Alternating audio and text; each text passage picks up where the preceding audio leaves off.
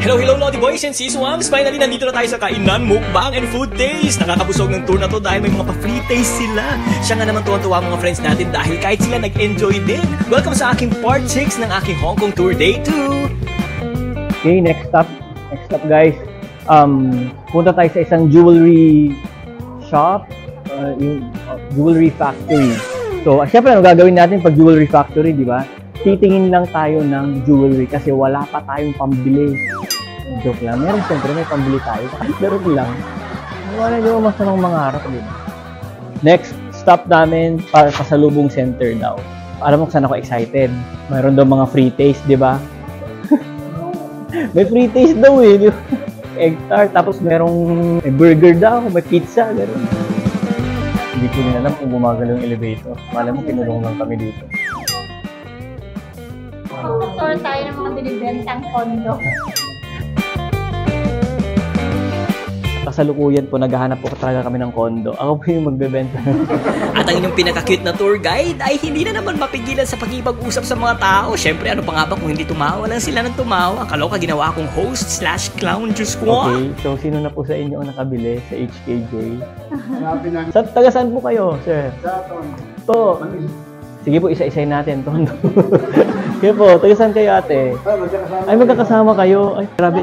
May kasal po silang pinuntahan, guys. Social sa Hong Kong. Kami na kayo. Kuya, taga saan po kayo, kuya? Lipa, Batangas. Kasi Batanggenyo eh. Ay, kayo po? Pasay, naku. Mga Pilipino po kayo? Marunong lang po mag-Tagalog. Guys, welcome natin. Palakpakan natin. Ayun, nandun na. Tara na, guys. May pa-free taste po sila. Taga saan po kayo ate? Bintoro, grabe. Ay, ito na guys. Ito na. Ay, ang ganda. Hello.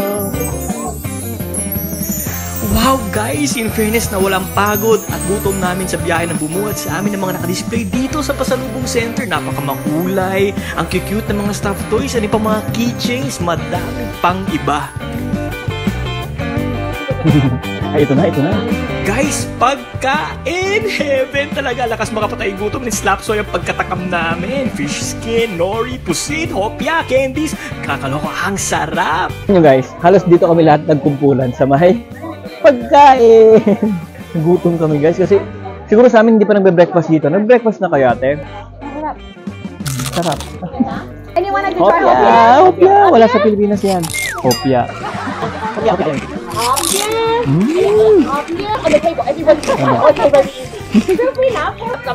Fish skin, guys. Fish skin.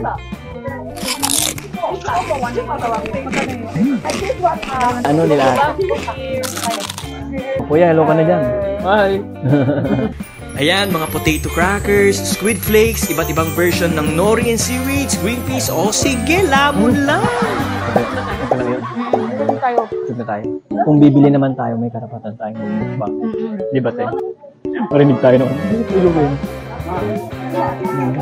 O, yung mga kaibigan namin dito, talagang tuwan-tuwa. O, ayan. Si ate, huli ka! Si ate, ay, napakaganda ni ate. Kala mo Koreana. O, huli ka! O, ante. Ito daw, guys, masarap yan. Buti na lang, guys, may antihistamine tayo. Kasi puro seafood siya. Tingnan naman natin to.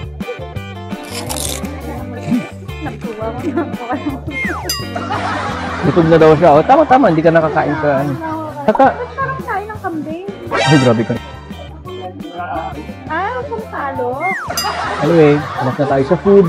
Hindi naman tayo pwedeng maging kahaman. Kaya hindi naman natin makatikim yung iba. Diba? Pero totoo yan. Kanina pa ako kumakain.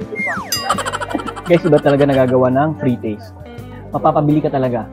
Sana ganito yung mga fast food chain sa atin, no? May free taste din siya. Ano nga, di ba, no? Lola, di ba nga? Ginagawa mo! Biglang, inambush siya. Si ate.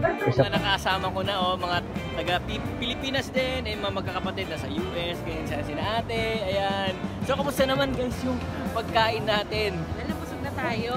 Free taste talaga. Nakakabusog pag free taste. Yes, totoo. Buti na lang hindi pa kami bumili ng mga hindi pa kami nagla-lunch yan. Kinain muna namin yun para mabusog kami Oo. kagad at hindi na bumili. Pero hindi ko ibubuko si ate, isang supot siya ng fish cracker. Si kuya naman, nakita ko to pabalik-balik to eh. Kanina pa to pabalik-balik. Hopia.